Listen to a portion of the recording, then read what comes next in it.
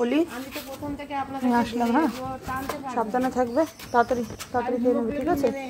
ঠিক আছে, আজকে আবার হিমোগ্লোবিনের ওষুধ দিয়ে আবার হিমোগ্লোবিনটা বাড়াবো। আর ডিম্মার ফোনে আমি ফোন করবো। হ্যাঁ, আসলাম, টাটা। মা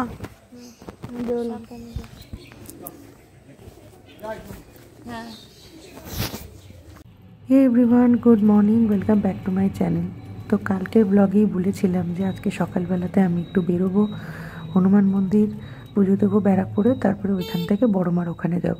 যেহেতু বড়মার ওখানে বেশ ভালো ভিড় হয়, সেই জন্য আমি সকাল সকালই চলে গেলাম। এখন ব্যারাকপুর যাব, ওইখান থেকে পুজো দিয়ে তারপরে বড়মার ওখানে ঢুকবো। অ্যাজ ইউজুয়াল শিয়ালদা ডিভিশনের গল্প, আর কি বলবো, এত ভিড়। আজকেও সেই সেম একই অবস্থা, কালকে রাতের মতন দাঁড়িয়ে দাঁড়িয়েই ব্যারাকপুর অবধি যেতে হলো। দাদা আসবে ব্যারাকপুরে, কথা আছে, ফোনে বলেছিলাম। তো দাদা এখনও এসে পৌঁছয়নি, আমি ব্যারাকপুর নেমে গেছি। আর ট্রেনটার অবস্থা দেখুন, সকালের অফিস টাইম, পুরো ঝুলতে ঝুলতে মানুষজন যাচ্ছে, এত ভিড়। আমার তো ব্যারাকপুর নামতে বেশ প্রবলেম হয়েছে। প্রথমে তো ভেবেছিলাম কি নামতেই পারবো না, কিন্তু না, মানে ওই ভিড় ধাক্কিয়ে ধুক্কিয়ে কোনো রকমে নামতে পেরেছি। আজকে যেহেতু শুক্রবার, সেই জন্য না মন্দিরে খুব একটা ভিড় নেই, কিন্তু শনি মঙ্গলবার এই হনুমান মন্দিরে কিন্তু দারুণ ভিড় হয়, প্রচুর লোক আসে। তো আজকে ফাঁকায় ফাঁকাতেই পুজো দিতে পারবো। আর আমি না মানে সবসময় মনে করি ফাঁকায় ফাঁকায় পুজো দেওয়াটাই ভালো। তো দাদা এখনও এসে পৌঁছায়নি, আমি গিয়ে ডালা ফালাগুলো নিয়ে নিই, চলুন। এই মালা দেবেন একটা, আর একটা হনুমান চালিসা বই দেবেন, লাড্ডু দেবেন 4টে, আর ঘিয়ের প্রদীপ। হ্যাঁ, কত? 6টা?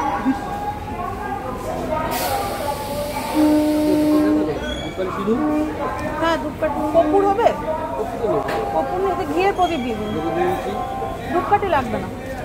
আমাদের অন্ডালে বজরংবলীর মন্দিরে আমি গাঁদা ফুলের মালা, তারপরে বেশিরভাগই গাঁদা ফুলের মালাই পরাতে দেখি বজরংবলীকে, আর নইলে জবা ফুলের মালা বা কি বলে রজনীগন্ধার মালাও পরাতে দেখেছি।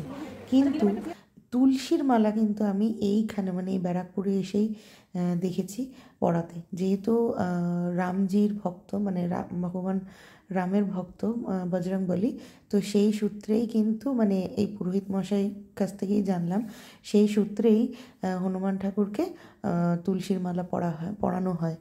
এর আগের ক্ষেপে যখন পুজো দিতে এসেছিলাম, তখন তো জানতাম না যে তুলসীর মালায় পরাতে হয়।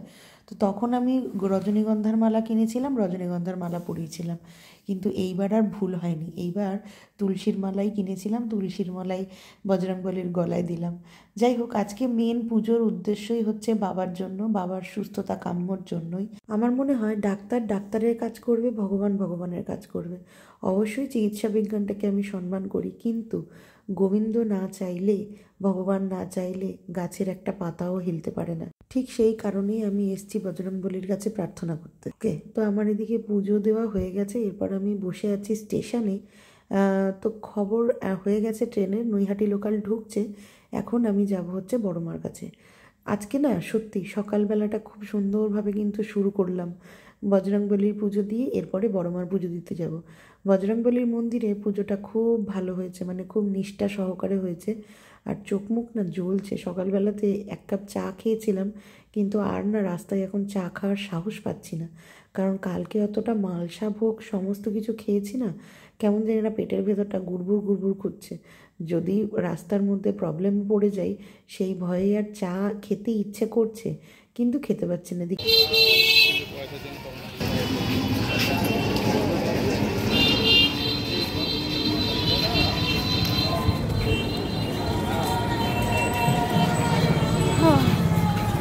আজকে শুক্রবার, তাতেই কিন্তু কত ভিড়। শনিবার মঙ্গলবার তো এখানে ইয়েই করা যায় না।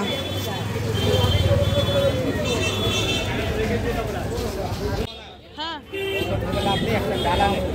ডালা তো নিতে হবে, নিয়ে নাও।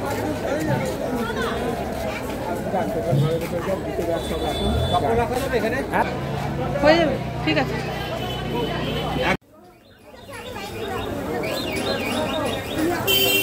কখনো ভাবিনি এইরকমভাবে আসবো, ভেবেছিলাম ভালো সময় আসবো, কিন্তু যাই হোক যেভাবে মা নিই, অন্তত পুজোটা শান্তিভাবে দিই।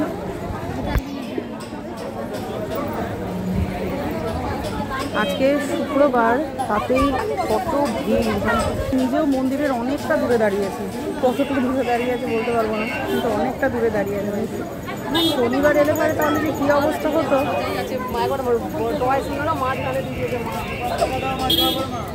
বড়মার এখানে সবাই মোটামুটি যারা মানসিক করে বা যারা মানে কিছু চায় মায়ের কাছে, মা সেটা পূর্ণ করে দেয়। মা কিন্তু খালি হাতে কখনোই ফেরান না। তো সেই জন্য যার যা মনোবাঞ্ছা পূর্ণের পরে না গঙ্গা স্নান করে গণ্ডি কাটতে কাটতে মায়ের কাছে যায়। এইখানে এটার বেশ চল আছে। এতদিন আমি এগুলো কিন্তু জাস্ট ফোনেই দেখতাম যে বড় মার কাছে গণ্ডি কেটে গেছে, কিন্তু আজকে কিন্তু চাক্ষুষ দেখলাম। আর সকাল এখন ঘড়িতে ওই 11টা মতন বাজে, এখনই এত ভিড়। আমি ভেবেছিলাম যে আরেকটু আগে যাব, কিন্তু প্রথম ট্রেনটা ওই দিক থেকে যেতে আমার একটু দেরি হয়ে গেছে, মানে 10 মিনিট পরে পৌঁছলো তো যা হয়। তো সেই জন্য এদিকে সেই বেলাই হয়ে গেল, আর এই ভিড়ের খপ্পরে পড়লাম। ভিড়টা দেখেছেন একবার? যাদের ঢিল বাঁধার আছে বড়মার এখানে, তারা এই যে এই পুলিশের ব্যারিকেড করা যে জায়গাগুলো, এইখানে সবাই মিলে ঢিল বাঁধছে। এইদিকে আবার এইদিকেও আছে। আর বড়মার বাইরেটা, মন্দিরের বাইরেটা কি সুন্দর দেখতে, সাদা রঙের উপরে সোনালিটা যেন অপূর্ব লাগছে দেখতে। যাই হোক, যুদ্ধ করতে করতে অলরেডি ভেতরে ঢুকেছি। এই ভেতরে ঢুকে এই আরেক জ্বালা, এই জিগজ্যাগের চক্করে না কটা যে লাইন পেরোলাম, সত্যি মানে বোঝা দেয়। আর বড়মার ওখানে যাব, একটু কষ্ট করব না সেটা কি হয়? এই লাইনে এতক্ষণ তো রোদের মধ্যে ছিলাম, এখন আবার ছাওয়া জায়গায় দাঁড়াতে হবে। এর তবে বেশি দূর নয়, এই জিগজ্যাগটা কমপ্লিট করতে পারলেই তারপরেই বড়মার কাছে যেতে পারবো।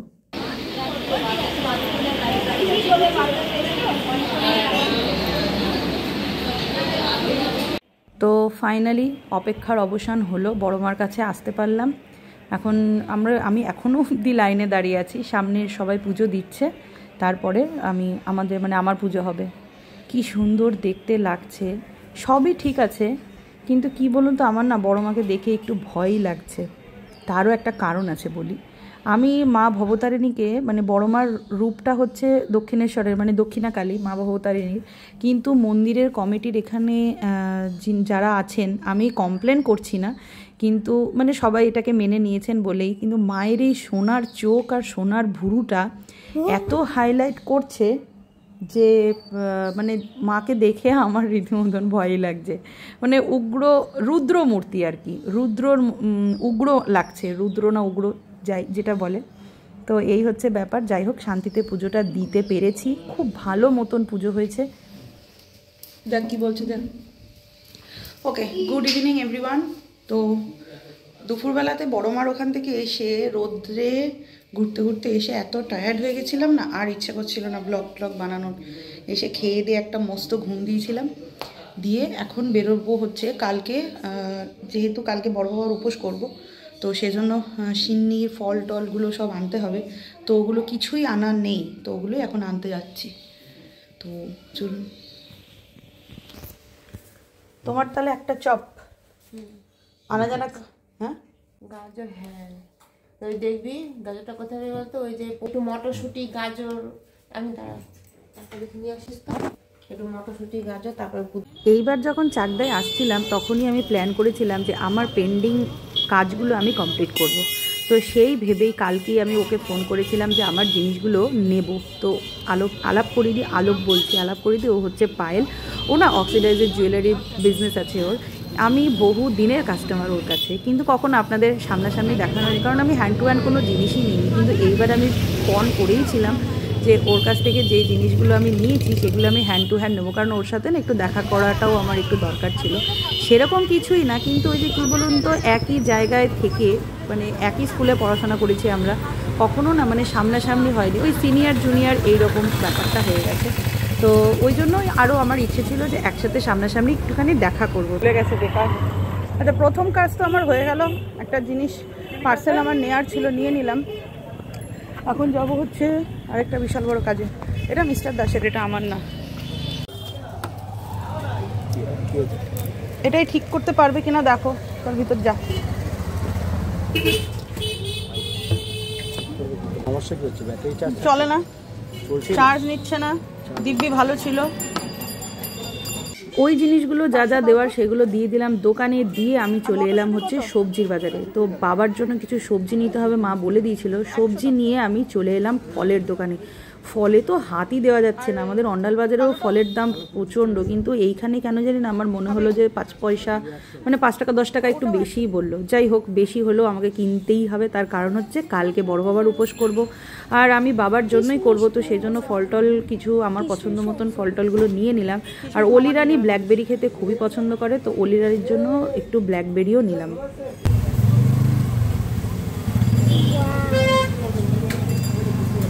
এগুলো খেতেই হবে, মাথার দিক দিয়ে দিয়েছে কি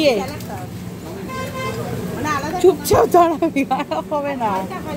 বাজার করতে করতে অলিরানির প্রচণ্ড খিদে পেয়েছে, তো ও বললো এগরোল খাবে, তো ওই জন্য অলিরানিকে এগরোলের অর্ডার দিলাম। আর আমাদের চাকদাতে একটা টাইমে যখন আমরা ছোট ছিলাম, রাজুদার স্ন্যাক্সের দোকানের এগরোল, এটা একেবারে নস্টালজিয়া। তো আজকে হবে না, কারণ কালকে যেহেতু পুজো দেবো, তো বাড়ি যাওয়ার আগে একবার খাবো। ছোটোবেলায় যেখানকার এগরোল পছন্দ করতাম সেখান থেকে তো অলিরানির জন্য রোল নিলাম। আর আমি আরেকটা জায়গার চপও পছন্দ করতাম, আনা জানা খানা পিনা, পুরো নিরামিষভাবে বানায়, ওখান থেকে নিলাম ভেজিটেবল চপ আমার আর মায়ের জন্য।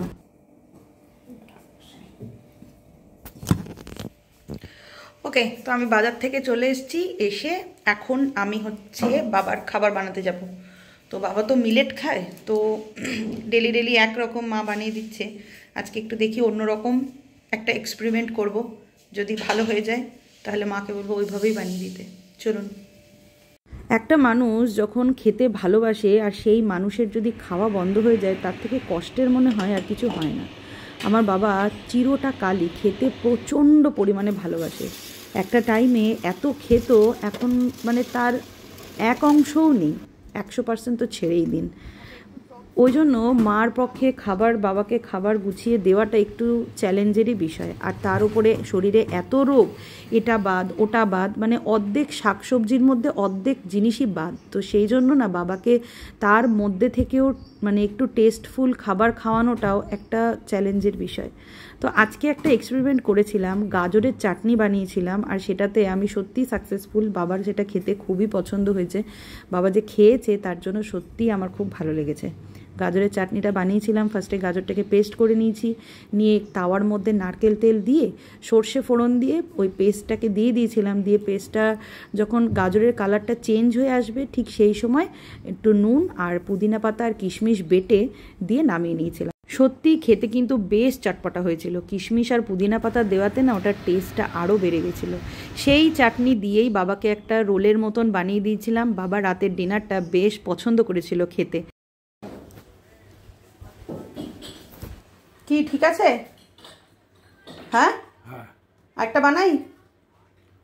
একটা বানাবি? হ্যাঁ, দেরি হবে না তো? ঠিক আছে, পারবে না। তোমার ভালো লেগেছে তো? ব্যাস, খাও। আমরা প্রত্যেকটা মানুষই কিন্তু জীবের স্বাদটা প্রচণ্ড ম্যাটার করে। আর আমার বাবা ছোটোর থেকে, আমার যবে থেকে জ্ঞান হয়েছে তবে থেকে দেখেছি জীব আমার বাবার আগে, মানে নতুন নতুন খাবার দেবে, একটু অন্যরকম দেবে, একই স্টাইলের খাবার বাবা কোনো দিনই খেতে পারে না। তো মা যেহেতু একটা হাত খারাপ, মানে হাতটা ভেঙে মানে ভাঙার পরে এখন মানে কি বলবো, যাই হোক ফিজিওথেরাপি চলছে, তো মা একটা হাতের উপর প্রেশার করে তো এত কিছু পারে না। তো সেই জন্য এইটা আমি টেস্ট করে দেখলাম, আমি সিরিয়াস বলছি, গাজরের চাটনি আমি এর আগে কোনো দিনও বানাইনি, আর এই রকম বানাইনি। যাই হোক, বাবার ভালো লেগেছে, এটাই অনেক। গোবিন্দর কাছে এইটুকু মানে অশেষ কৃপা, বাবার ভালো লেগেছে। কালকে আবার আরেকটা রেসিপি ট্রাই করব, সেম একই এক্সপেরিমেন্ট করব, যদি ভালো লেগে থাকে তাহলে মাকে সেইভাবেই বানাতে বলবো। এই যে আমি এখন চাউমিন খাচ্ছি, দেখো। আপনারা দেখেন ও চাউমিন খাচ্ছে, আবার দেখাচ্ছে এই যে থালা ভর্তি করে। কি